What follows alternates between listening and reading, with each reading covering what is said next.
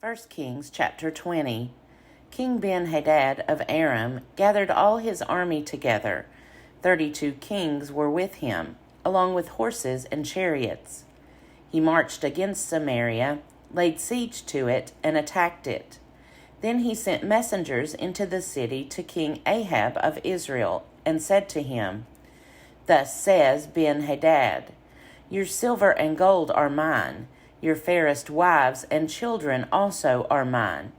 The king of Israel answered, "As you say, my lord, O king, I am yours, and all that I have."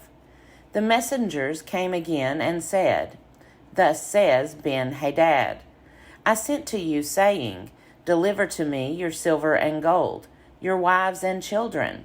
Nevertheless, I will send my servants to you tomorrow about this time, and they shall search your house and the houses of your servants, and lay hands on whatever pleases them, and take it away."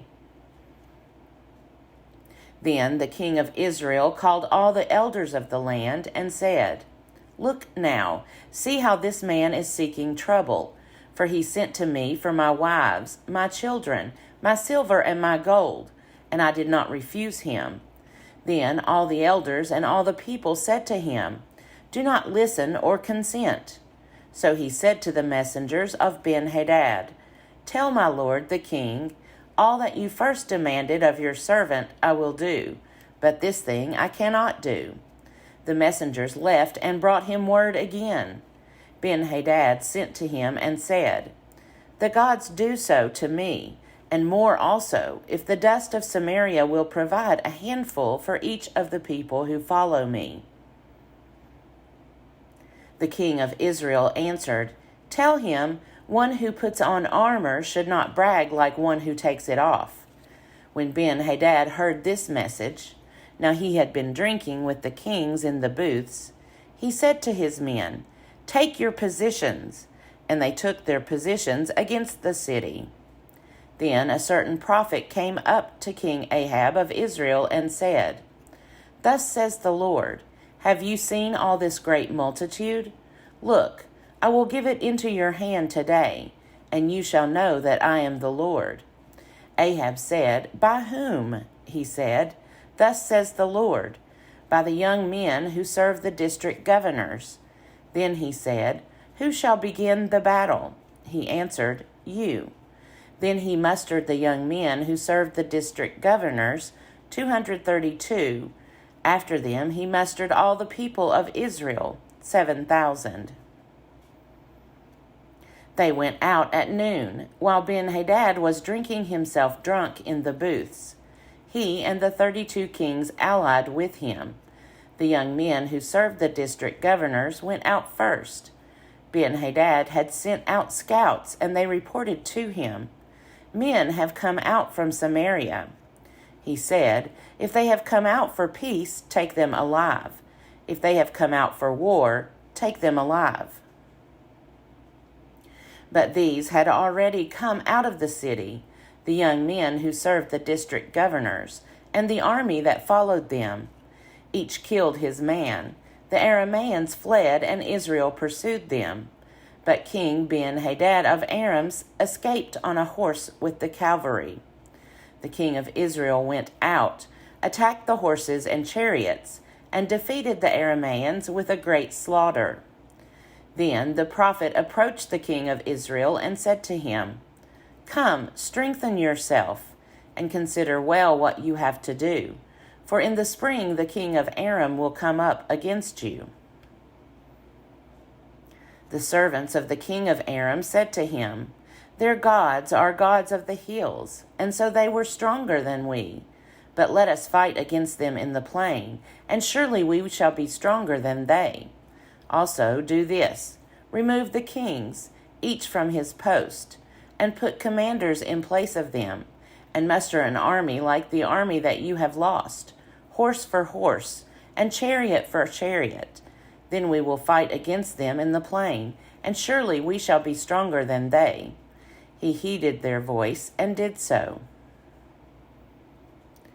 In the spring, Ben-Hadad mustered the Arameans and went up to Aphek to fight against Israel. After the Israelites had been mustered and provisioned, they went out to engage them. The people of Israel encamped opposite them like two little flocks of goats, while the Arameans filled the country. A man of God approached and said to the king of Israel, "Thus says the Lord, because the Arameans have said, 'The Lord is a God of the hills, but he is not a God of the valleys,' therefore I will give all this great multitude into your hand, and you shall know that I am the Lord." They encamped opposite one another 7 days. Then on the 7th day the battle began. The Israelites killed 100,000 Aramean foot soldiers in 1 day. The rest fled into the city of Aphek, and the wall fell on 27,000 men that were left.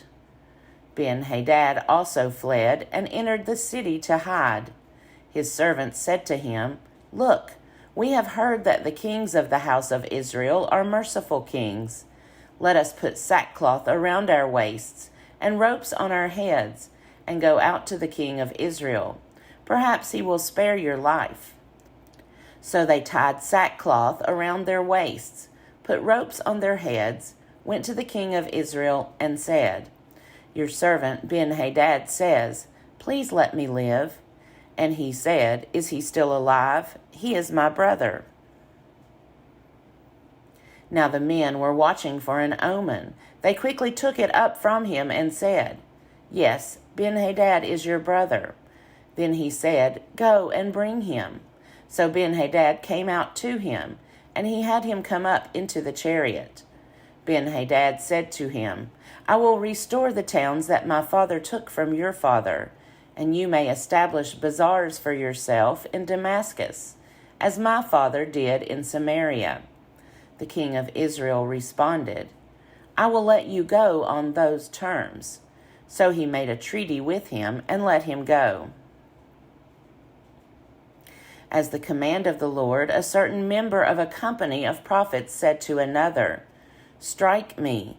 But the man refused to strike him. Then he said to him, "Because you have not obeyed the voice of the Lord, as soon as you have left me, a lion will kill you." And when he had left him, a lion met him and killed him. Then he found another man and said, "Strike me." So the man hit him, striking and wounding him. Then the prophet departed and waited for the king along the road, disguising himself with a bandage over his eyes. As the king passed by, he cried to the king and said, "Your servant went out into the thick of the battle. Then a soldier turned and brought a man to me and said, 'Guard this man. If he is missing, your life shall be given for his life, or else you shall pay a talent of silver.' While your servant was busy here and there, he was gone." The king of Israel said to him, "So shall your judgment be. You yourself have decided it." Then he quickly took the bandage away from his eyes. The king of Israel recognized him as one of the prophets. Then he said to him, "Thus says the Lord, because you have let the man go whom I had devoted to destruction, therefore your life shall be for his life, and your people for his people." The king of Israel set out toward home, resentful and sullen, and came to Samaria. 1 Kings chapter 21. Later, the following events took place. Naboth the Jezreelite had a vineyard in Jezreel, beside the palace of King Ahab of Samaria. And Ahab said to Naboth, "Give me your vineyard, so that I may have it for a vegetable garden, because it is near my house. I will give you a better vineyard for it. Or, if it seems good to you, I will give you its value in money." But Naboth said to Ahab, "The Lord forbid that I should give you my ancestral inheritance." Ahab went home resentful and sullen because of what Naboth the Jezreelite said to him, for he had said, "I will not give you my ancestral inheritance." He lay down on his bed, turned away his face, and would not eat. His wife Jezebel came to him and said, "Why are you so depressed that you will not eat?" He said to her, because I spoke to Naboth the Jezreelite and said to him, 'Give me your vineyard for money, or else, if you prefer, I will give you another vineyard for it.' But he answered, 'I will not give you my vineyard.' His wife Jezebel said to him, 'Do you now govern Israel? Get up, eat some food, and be cheerful. I will give you the vineyard of Naboth the Jezreelite.' So she wrote letters in Ahab's name and sealed them with his seal. She sent the letters to the elders and the nobles who lived with Naboth in his city. She wrote in the letters, 'Proclaim a fast, and seat Naboth at the head of the assembly. Seat 2 scoundrels opposite him, and have them bring a charge against him, saying, "You have cursed God and the king." Then take him out and stone him to death.' The men of his city, the elders and the nobles who lived in his city, did as Jezebel had sent word to them. Just as it was written in the letters that she had sent to them, they proclaimed a fast and seated Naboth at the head of the assembly. The 2 scoundrels came in and sat opposite him, and the scoundrels brought a charge against Naboth in the presence of the people, saying, 'Naboth cursed God and the king.' So they took him outside the city and stoned him to death. Then they sent to Jezebel, saying, 'Naboth has been stoned. He is dead.' As soon as Jezebel heard that Naboth had been stoned and was dead, Jezebel said to Ahab, 'Go, take possession of the vineyard of Naboth the Jezreelite, which he refused to give you for money. For Naboth is not alive, but dead.' As soon as Ahab heard that Naboth was dead, Ahab set out to go down to the vineyard of Naboth the Jezreelite, to take possession of it. Then the word of the Lord came to Elijah the Tishbite, saying, 'Go down to meet King Ahab of Israel, who rules in Samaria. He is now in the vineyard of Naboth, where he has gone to take possession. You shall say to him, "Thus says the Lord, have you killed and also taken possession?" You shall say to him, "Thus says the Lord, in the place where dogs licked up the blood of Naboth, dogs will also lick up your blood." Ahab said to Elijah, "Have you found me, O my enemy?" He answered, "I have found you, because you have sold yourself to do what is evil in the sight of the Lord. I will bring disaster on you. I will consume you, and will cut off from Ahab every male, bond or free, in Israel.